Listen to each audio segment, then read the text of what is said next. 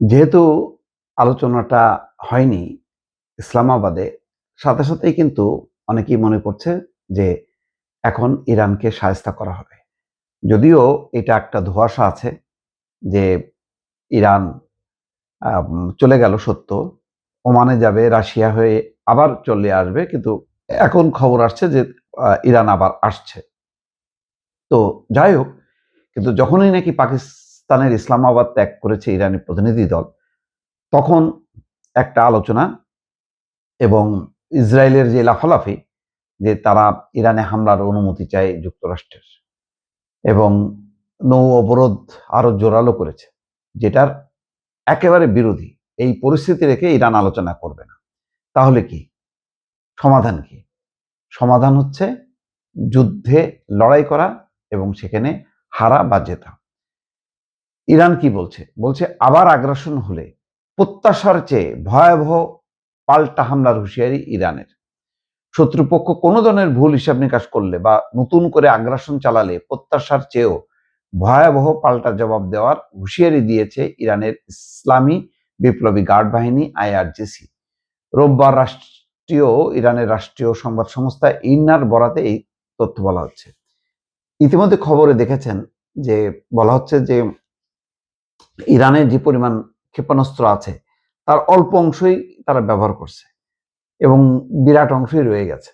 এবং ইতিমধ্যে এই যুদ্ধবিরতির সুযোগে তারা ক্ষতিগ্রস্ত সেই স্থাপনাগুলো মেরামত করেছে।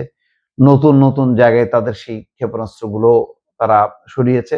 অর্থাৎ আরো প্রস্তুতি তারা নিয়েছে এবং তাদের মনোবল কতটুক সেটা মহড়া তেহরানে ইতিমধ্যে হয়ে গেছে। হাজার হাজার মানুষ রাস্তায় নেমে ইরানের এই যে সমরাস্ত্র প্রদর্শনীকে তারা হাততালি দিয়ে উৎসাহ দিয়েছে এবং লড়াই করার অঙ্গীকার করেছে।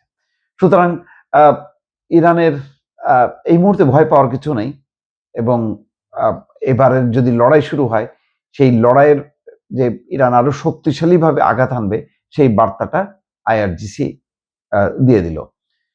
এখানে বলা হচ্ছে ইরানের সশস্ত্র বাহিনী শক্তিশালী এবং বুদ্ধিদীপ্ত নীরবতা কোনোভাবেই তাদের দুর্বলতা নয়। এই সংযম যে কোনো মুহূর্তে নাটকীয় ঝড়ে রূপ নিতে পারে। বিবৃতিতে বলা হচ্ছে যুদ্ধবাজ এবং প্রতিশ্রুতি ভঙ্গকারী শত্রু যদি কোনো ধরনের ভুল করে বা নতুন করে আগ্রাসন চালায়, তবে তাদের বিরুদ্ধে এই কঠোর ব্যবস্থা নেওয়া হবে। মধ্যপ্রাচ্যে চলমান উত্তেজনার মধ্যে ইরানের পক্ষ থেকে আসা এই কড়া হুঁশিয়ারি নতুন করে শঙ্কা তৈরি করেছে। এখন প্রশ্ন হলো, ইরানের আইআরজিসি তারা ঘন ঘন ট্রাম্পের মতন 1 ঘন্টার মধ্যে 7টা পোস্ট করে না। তো এটা দেওয়ারও কারণ আছে।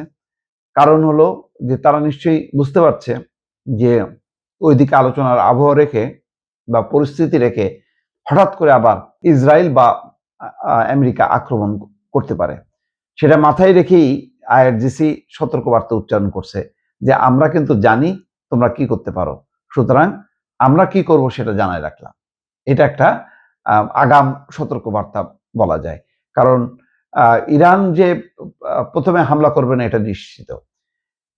ইরান ক্ষতিগ্রস্ত হওয়ার পর বা হামলার শিকার হলে সে পাল্টা হামলা করে এবং এই কারণে এবারে যে 28শে ফেব্রুয়ারি যে যুদ্ধ শুরু হলো সেই যুদ্ধের কিন্তু পুরো দায় দায়িত্ব তারা চাপায় দিচ্ছে ইরান, আমেরিকা এবং ইসরায়েলের উপর এবং ক্ষতিপূরণও চেয়েছে।